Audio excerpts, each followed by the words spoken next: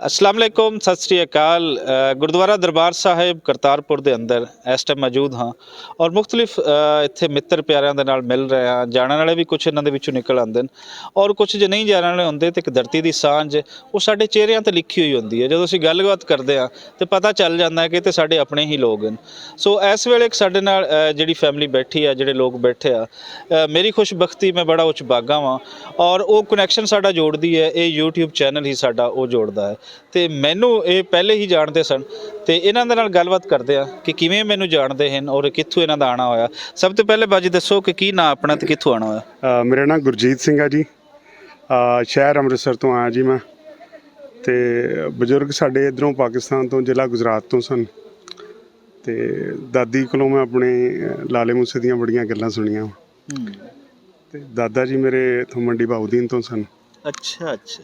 ਤੇ ਆਪਣੇ ਪਿਤਾ ਜੀ ਕੋ ਉਦਾਰ ਜੀ ਕਹਿੰਦੇ ਉਹਨਾਂ ਨੂੰ ਅਸੀਂ ਬੜੀਆਂ ਗੱਲਾਂ ਸੁਣੀਆਂ ਮੈਂ ਪਾਕਿਸਤਾਨ ਦੀਆਂ। ਉਹ ਅੰਮ੍ਰਿਤਸਰ ਤੋਂ ਲਾਹੌਰ 1947 ਤੋਂ ਪਹਿਲਾਂ ਸਾਈਕਲ 'ਤੇ ਫਿਲਮ ਵੇਖਣ ਜਾਂਦੇ ਸਨ। ਕਹਿੰਦੇ ਸੀ ਵੀ ਥੀਏਟਰ ਇੱਥੇ ਹੀ ਹੁੰਦਾ ਸੀ ਲਾਹੌਰ, ਅੰਮ੍ਰਿਤਸਰ ਸਿਨੇਮਾ ਕੋਈ ਨਹੀਂ ਸੀ ਹੁੰਦਾ। ਅਤੇ ਬੜਾ ਕੁਛ ਸੁਣਦੇ ਛੋਟੇ ਹੁੰਦਿਆਂ ਤੋਂ ਪਾਕਿਸਤਾਨ ਟੀ ਵੀ ਵੇਖਦੇ ਰਹੇ ਹਾਂ। ਪਾਕਿਸਤਾਨ ਟੀ ਵੀ ਵੇਖਦੇ ਵੇਖਦੇ ਉਹ ਜਿਹੜੀ ਜ਼ਬਾਨ ਜਿਹੜੀ ਸਾਂਝੀ ਹੋਈ ਸਾਡੀ ਉਹ ਅੱਜ ਤੱਕ ਬਦਸਤੂਰ ਜਾਰੀ ਹੈ ਜੀ।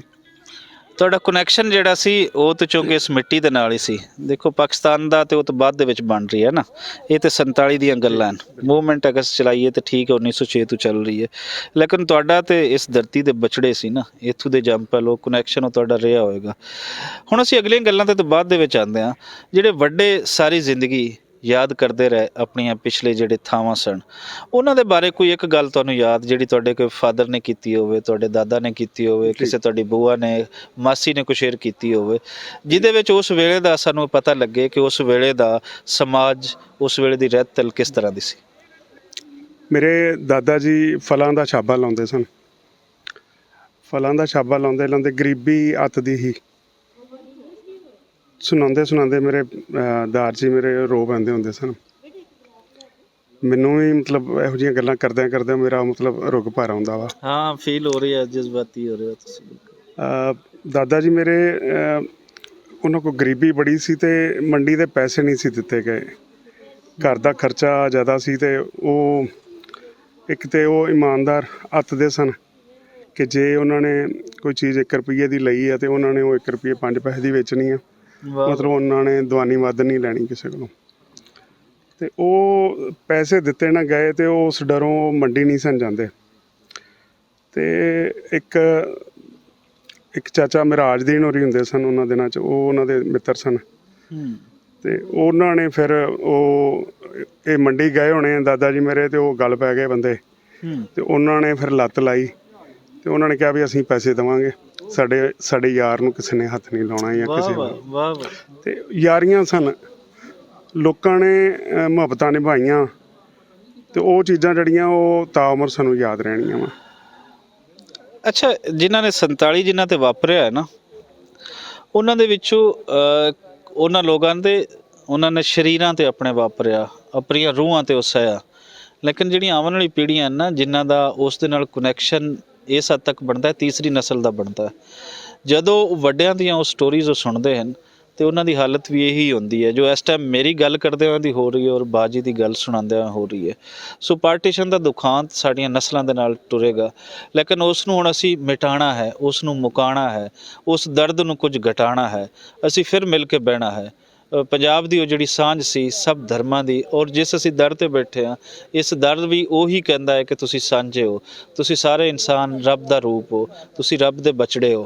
ਅਤੇ ਅਸੀਂ ਹੁਣ ਇਹ ਵੇਖਣਾ ਹੈ ਕਿ ਉਹਦੇ 'ਚ ਕਿਹੜਾ ਬੰਦਾ ਕਿਤਨਾ ਘਾਟਾ ਉਸ ਦੇ ਵਿੱਚ ਆਪਣਾ ਘਟਾ ਸਕਦਾ ਹੈ। ਬਾਜੀ ਦੱਸੋ, ਇਸ ਕਦੋਂ ਦੀ ਖਾਹਿਸ਼ ਸੀ ਇੱਥੇ ਆਉਣ ਦੀ ਅਤੇ ਅੱਜ ਇੱਥੇ ਆਏ, ਅੱਜ ਪੂਰੇ ਦਰਸ਼ਨ ਮਾਣੇ, ਰੂਹ ਦੀਆਂ ਮੁਰਾਦਾਂ ਪੂਰੀਆਂ ਹੋਈਆਂ ਅਤੇ ਕਿਵੇਂ ਦਾ ਲੱਗ ਰਹੀ ਹੈ? ਮੈਂ ਮਤਲਬ ਇਸ ਗੱਲ ਨੂੰ ਤਾਂ ਬਿਆਨ ਹੀ ਨਹੀਂ ਕੀਤਾ ਜਾ ਸਕਦਾ। ਅੱਜ 19 ਤਰੀਕ ਨੂੰ ਅਸੀਂ ਅਪਲਾਈ ਕੀਤਾ ਸੀ ਅਤੇ ਸਾਨੂੰ ਕਨਫਰਮੇਸ਼ਨ ਅੱਜ ਕੱਲ੍ਹ ਰਾਤੀ ਨਿਕਲੀ, ਪਤਾ ਲੱਗਾ ਕਿ ਸਾਡਾ ਵੀਜ਼ਾ ਲੱਗ ਗਿਆ। ਵੀਜ਼ਾ ਹੀ ਕਹਿ ਸਕਦੇ ਹਾਂ, ਪਰਮਿਸ਼ਨ ਹੀ ਕੱਲ੍ਹ ਰਾਤੀ ਪਤਾ ਲੱਗਾ। ਬੜੀ ਲੇਟ ਆ ਰਹੀ ਹੈ ਔਰ ਲੋਕ ਮੇਰੇ ਵਰਗੇ ਤਾਂ ਉਹ ਥੱਕ ਹਾਰ ਕੇ ਬੈਠ ਵੀ ਜਾਂਦੇ ਨੇ ਵੀ ਹੁਣ ਖਤਮ ਹੋ ਗਈ ਕਹਾਣੀ। 19 ਪਰ ਅਸੀਂ ਜਿੱਦਣ ਦਾ 19 ਤਰੀਕ ਦਾ ਹੀ ਅਸੀਂ ਅਪਲਾਈ ਕੀਤਾ ਉਦੋਂ ਦਾ ਹੀ ਚਾਅ ਚੜਿਆ ਹੋਇਆ ਵੀ ਉੱਡ ਕੇ ਆ ਜਾਈਏ ਇੱਥੇ ਬਾਬੇ ਨਾਨਕ ਦੇ ਦਰ ਤੇ ਉਹ ਇਹ ਜਿਹੜੀਆਂ ਚੀਜ਼ਾਂ ਮੇਰੇ ਖਿਆਲ ਸ਼ਬਦਾਂ 'ਚ ਲਫ਼ਜ਼ਾਂ 'ਚ ਬਿਆਨ ਨਹੀਂ ਹੋ ਸਕਦੀਆਂ। ਨਜ਼ਰ ਆਇਆ ਜਿਹੜੇ ਵੱਡੇ ਗੱਲ ਸੁਣਾਉਂਦੇ ਸੀ ਕਿ ਅਸੀਂ ਇੰਜ ਇਕੱਠੇ ਰਹਿੰਦੇ ਸੀ, ਅੱਜ ਅਸੀਂ ਇਕੱਠੇ ਬੈਠੇ ਹਾਂ, ਤੇ ਕੋਈ ਥੋੜੀ ਝਲਕ ਮਿਲਦੀ ਹੈ ਉਹ ਵੇਲਾ ਯਾਦ ਸਾਨੂੰ ਇੱਥੇ ਜਿਹੜਾ ਅਸੀਂ ਮੈਂ ਕਰਕੇ? ਇੱਕ ਗੱਲ ਜਾਣਦਾ ਕਿਉਂਕਿ ਸ਼ਾਇਦ ਮੈਂ ਬੜੀ ਦੁਨੀਆ ਘੁੰਮੀ ਆ, ਬੜਾ ਹਿੰਦੁਸਤਾਨ ਵੀ ਪੂਰਾ ਵੇਖਿਆ। ਇੱਕ ਜਿਹੜਾ ਆਪਣਾਪਨ ਜਿਹੜਾ ਪਿਆਰ ਉਹ ਮਤਲਬ ਪਾਕਿਸਤਾਨ ਆ ਕੇ ਮਿਲਦਾ ਨਾ, ਉਹ ਮੈਨੂੰ ਲੱਗਦਾ ਨਹੀਂ ਕਿ ਦੁਨੀਆ ਦੇ ਕਿਸੇ ਵੀ ਨੁੱਕਰ 'ਚ ਕੋਈ ਵੀ ਬੰਦਾ ਹੋਰ ਮਹਿਸੂਸ ਕਰ ਸਕਦਾ ਹੋਵੇ। ਔਰ ਹੌਸਪਿਟੈਲਿਟੀ ਦੇ ਮਾਮਲੇ 'ਚ ਤੁਹਾਡੇ ਇਸ ਪਿਆਰ ਦੇ ਮਾਮਲੇ 'ਚ ਅਸੀਂ ਹਮੇਸ਼ਾ ਮਸ਼ਕੂਰ ਰਹਾਂਗੇ ਤੁਹਾਡੇ। ਮੈਨੂੰ ਲੱਗਦਾ ਨਹੀਂ ਕਿ ਇਸ ਤੋਂ ਉੱਪਰ ਕੁਝ ਹੋ ਸਕਦਾ ਵਾ ਕੁਝ। ਤੁਸੀਂ ਆਪਣੇ ਘਰ ਆਉਂਦੇ ਹੋ ਜੀ, ਔਰ ਇਹਦੇ ਵਿੱਚ ਇਹ ਫਰਜ਼ ਬਣਦਾ ਹੈ ਸਾਡਾ ਜਿਹੜੇ ਇੱਥੋਂ ਦੇ ਰਹਿਣ ਵਾਲੇ ਹਾਂ, ਤੁਸੀਂ ਵੀ ਇੱਥੋਂ ਦੇ ਹੀ ਹੋ, ਇਹ ਮਿੱਟੀ ਦਾ ਕਨੈਕਸ਼ਨ, ਬੋਲੀ ਦਾ ਕਨੈਕਸ਼ਨ, ਕਲਚਰ ਦਾ ਕਨੈਕਸ਼ਨ ਇਹ ਕਦੀ ਨਹੀਂ ਖ਼ਤਮ ਹੋ ਸਕਦਾ। ਔਰ ਮੈਂ ਤਾਂ ਇਸ ਤੋਂ ਅੱਗੇ ਵੀ ਇੱਕ ਹੋਰ ਵੀ ਗੱਲ ਕਹਿੰਦਾ ਹੁੰਦਾ ਕਿ ਸਾਡਾ ਬਲੱਡ ਇੱਕ ਹੈ। ਔਰ ਜਦੋਂ ਮੈਂ ਗੱਲ ਕਰਦਾ ਨਾ ਤਾਂ ਲੋਕ ਹੈਰਾਨ ਹੁੰਦੇ ਨੇ ਕਿ ਲਓ ਜੀ ਸਿੱਖ ਅਤੇ ਮੁਸਲਮਾਨ ਦਾ ਬਲੱਡ ਕਿਵੇਂ ਇੱਕ ਹੋ ਗਿਆ। ਅਤੇ ਉਹ ਇੰਝ ਹੁੰਦਾ ਹੈ ਹਜ਼ੂਰ ਕਿ ਅਸੀਂ ਸਾਰੇ ਪਹਿਲੇ ਇੱਕੋ ਹੀ ਕਿਸੇ ਮਜ਼ਹਬ ਦੇ ਮੰਨਣ ਵਾਲੇ ਸੀ, ਉਸ ਤੋਂ ਬਾਅਦ ਅਸੀਂ ਧਰਮ ਬਦਲ ਲਿਆ ਅਤੇ ਇੱਕ ਦਾਦੇ ਜਾਂ ਪੜਦਾਦੇ ਦੀ ਔਲਾਦ ਹੈ, ਇੱਕ ਸਿੱਖ ਹੋ ਗਿਆ ਇੱਕ ਮੁਸਲਮਾਨ ਹੈ, ਅਤੇ ਬਲੱਡ ਤਾਂ ਉਹੀ ਰਹੇਗਾ ਨਾ। ਸੋ ਖੂਨ ਇੱਕ ਹੈ। ਇਸ ਖੂਨ ਦੇ ਅੰਦਰ 47 ਵੇਲੇ ਜੋ ਨਫ਼ਰਤ ਦੀ ਤਲਵਾਰ ਇੱਕ ਮਾਰੀ ਗਈ ਸੀ, ਕਤਲਾਮ ਜੋ ਹੋਇਆ, ਸਾਨੂੰ ਹੁਣ ਉਸ ਤੋਂ ਅੱਗੇ ਵੱਧ ਕੇ ਆਪਸੀ ਸਾਂਝ ਨੂੰ ਸਾਨੂੰ ਉਸ ਦੇ ਵਿੱਚ ਸੋਚਣਾ ਚਾਹੀਦਾ, ਉਹ ਪੈਦਾ ਕਰਨੀ ਚਾਹੀਦੀ। ਔਰ ਅਸੀਂ ਇਸੇ ਤਰੀਕੇ ਹੀ ਪੈਦਾ ਕਰ ਸਕਦੇ ਹਾਂ ਜਿਵੇਂ ਬਾਜੀ ਔਰ ਮੇਰੇ ਨਾਲ ਬੈਠੇ ਨੇ ਔਰ ਇਹ ਅੰਦਰ ਦੀਆਂ ਗੱਲਾਂ ਕਰ ਰਹੇ ਨੇ। ਇਹ ਗੱਲ ਐਸੀ ਹੈ ਕਿ ਅਸੀਂ ਅਗਰ ਕਰਦੇ ਰਹੀਏ ਤਾਂ 2-4 ਘੰਟੇ ਦਾ ਇੰਟਰਵਿਊ ਵੀ ਹੋ ਸਕਦਾ ਹੈ, ਕਿਉਂਕਿ ਅੰਦਰ ਜਿਹੜੇ ਇੱਕ ਅੰਦਰ ਰੂਹਾਂ ਦੇ ਅੰਦਰ ਕੁਝ ਗੱਲਾਂ ਹੁੰਦੀਆਂ ਹਨ, ਉਹ ਜਦੋਂ ਹੋਣ ਲੱਗ ਜਾਣ ਨਾ ਤਾਂ ਫਿਰ ਇਹ ਜਿਹੜੇ ਰਸਮੀ ਜਿਹੇ ਇੰਟਰਵਿਊਜ਼ ਹੁੰਦੇ ਨੇ ਇਹਨਾਂ ਤੋਂ ਅੱਗੇ ਦੀਆਂ ਗੱਲਾਂ ਹੁੰਦੀਆਂ ਨੇ। ਸੋ ਬਾਜੀ ਹੋਰਾਂ ਨਾਲ ਮੈਂ ਇਸ ਤੋਂ ਹਟ ਕੇ ਇੰਟਰਵਿਊਜ਼ ਤੋਂ ਵੀ ਸਾਡੀ ਗੱਲਬਾਤ ਹੋਏਗੀ। ਅਤੇ ਫਿਲਹਾਲ ਮੈਨੂੰ ਦਿਓ ਇਜਾਜ਼ਤ, ਐਸੀ ਕਿਸੇ ਵੀਡੀਓ ਦੇ ਨਾਲ ਤੁਹਾਡੇ ਨਾਲ ਮਿਲ